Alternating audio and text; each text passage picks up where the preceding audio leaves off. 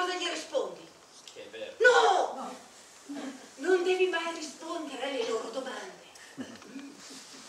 Quelli della commissione saranno sicuramente in due.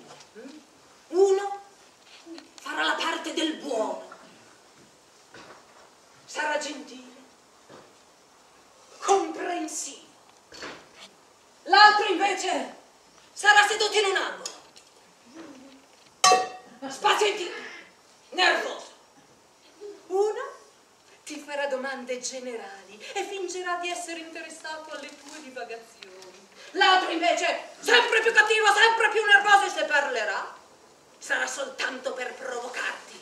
Tu ricorda, fissa un oggetto, fai un gesto e lascia che tutto si esasperi. Vai per associazioni di idee.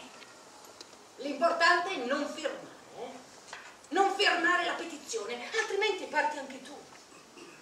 Come guaiato, come tutti gli altri. Allora quelli ti faranno un sacco di domande.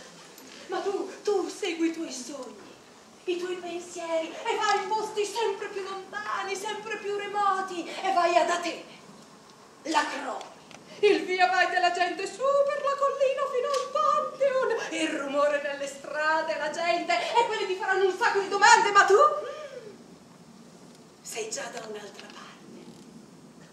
Sei a Creta, in un'antica taverna, e c'è una bellissima festa e un oste grossissimo ti versa del buon vino rosso e un'odalisca danza davanti a te. La la la la.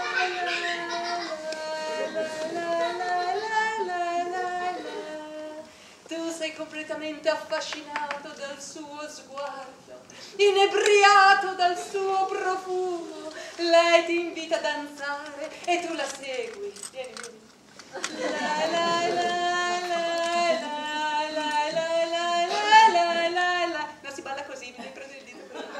La la la la la la la la la la. Ecco, mi giri intorno. La la la la. Anche tu canta. La la la la la la la. Lui segue il movimento del suo ombelico. La la la la la la